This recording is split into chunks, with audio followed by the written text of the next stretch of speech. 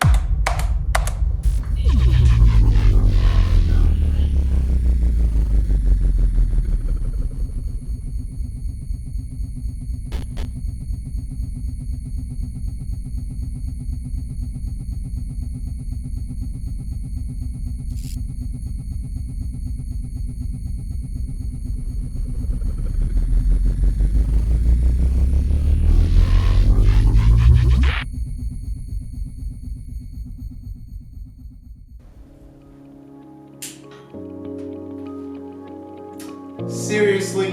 Okay.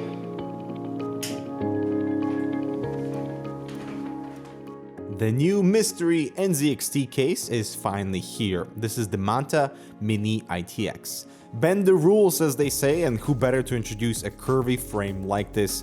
There's an obvious shift towards a powerful ITX systems, and I love that.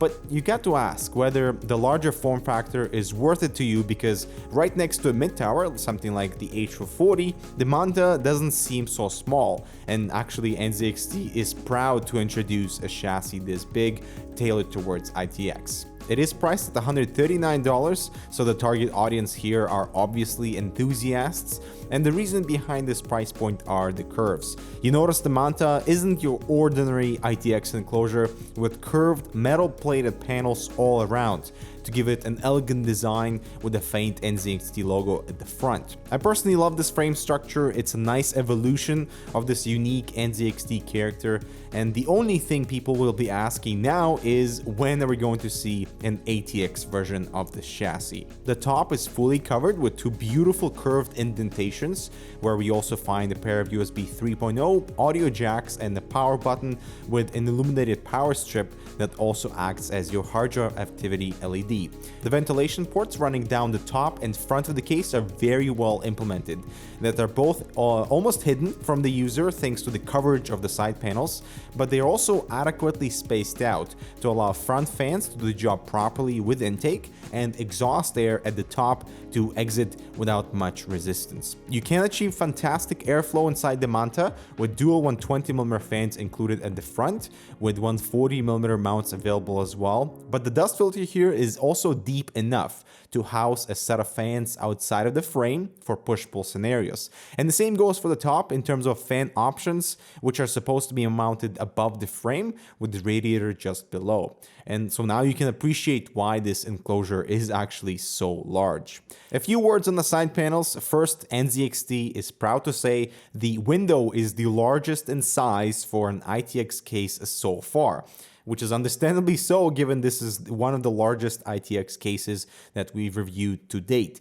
Second, the thumb screws are attached to both panels so you don't misplace them. And third, they are curved for a reason, to give extra clearance for cable management while still minimizing the total footprint of the frame. And while it may seem as if the window panel can be mounted at the back, they are not reversible, as not all hatches align properly. And with regards to the window itself, be careful, as it's not as resilient to normal handling marks.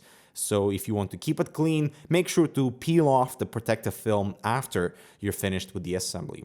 On the inside, we find an almost mini version of the S340, I would say, with a totally enclosed power supply chamber that will support any ATX power supply. And as you can see, there's nothing in this chamber to limit compatibility. There's a dust filter underneath the power supply. The top of the power supply chamber is vented, and it is also slightly angled so your GPU doesn't choke, and a small square cutout is perfect for PCI Express cable routing.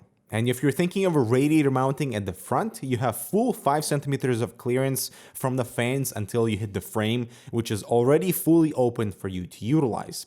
Now, one strange factor missing here are rubber grommets, which for a $139 enclosure is odd, especially with this many cutouts. But the unique cable bar on the side of the motherboard allows to strengthen the entire frame while also hiding most of the cables that pass through it. For storage, we have dual SSD brackets on the side there that are secured with a single thumb screw, and they are not on the way of your radiator if you decide to put one at the front. However, they need to be removed in order to install the 3.5-inch drive, which is on the other side.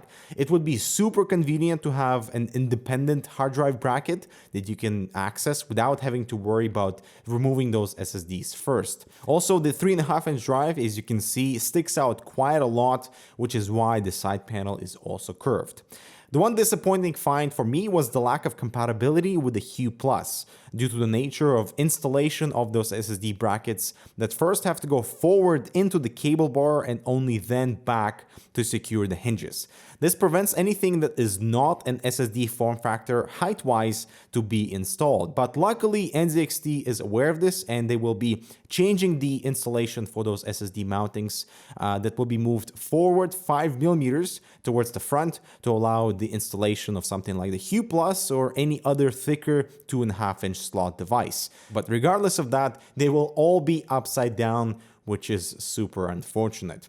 Taking a look at the back, NZXT has made sure no cable will be left unattended with cable tie points all around, plus a fan hub is available, which is a must for an ITX case, as many ITX motherboards have only 2 fan headers. This one has 8 with an extension cable and a PWM connector, so you don't need to worry about fan connectivity. And finally, here's the finished system on the inside. It's practically like working inside an ATX enclosure, as you can take off the top and the front panels and easily route everything and mount your radiators and fans and etc. The case performed extremely well in this regard, and this was the most pleasant ITX experience for me. The frustrating part, however, was the motherboard and where the 8-pin and the 24-pin connectors are located, which are way off from what this case is designed for. So I would highly recommend choosing a motherboard whose layout mimics a more traditional ATX for easier cable routing. On the flip side of that coin, however, NZXT should have made larger cutouts at the top, which would let me route the giant 24-pin cable through there instead of it crossing it through memory like I did with this build. But overall, Manta opens new possibilities for water cooling in an ITX form factor, one that prioritizes clearance and space for the ease of assembly over space efficiency and compact features. And with regards to cable management, this was such a quick cleanup at minimal effort. You have cable tie points running on the side of the cable bar, a ton of space on the other side of the power supply, and the entire front section is fully open. And this is where a dedicated hard drive cage could have come in handy, but they've opted for just a single mounting points for either a 3.5 or 2.5-inch drive on the floor. And lastly, the built-in lighting features are very basic. That allows you to cycle between the side NZXT logo and the rear I/O LED and turn them off individually or both on. I find the lack of RGB lighting to be disappointing. Even though the white illumination looks clean and modern, it might be very difficult to color coordinate with the rest of the hardware unless you plan ahead. Or at least it would be great to have the Hue Plus connector, which can be part of the system you would install yourself. In conclusion, NZXT Manta is a solid ITX case, and I mean that on all fronts. With fantastic build, the right airflow, perfect cable management, and is geared towards full-out water cooling with no compromise. They will be fixing the SSD bracket placement, which is awesome, and the only real flaw here is the mounting system for that single vertical mechanical drive, which I wish was on some rails, so you don't need to remove both SSD brackets to get access to that 3.5-inch drive. But the real question is why a case like this even exists. It's almost the size of a mid-tower, it's actually more expensive than something like the H440, and it's going against all the attractive ITX features like space efficiency and compact footprint. But I feel the bend the rules slogan doesn't only apply to the design, but the mentality of what can be done with ITX, which is very refreshing. And that is it for this review of the NZXT Manta ITX. Thank you so much for watching. I'm Dimitri with Canucks. Don't forget to subscribe for more case reviews in the future, and we'll see you in the next video.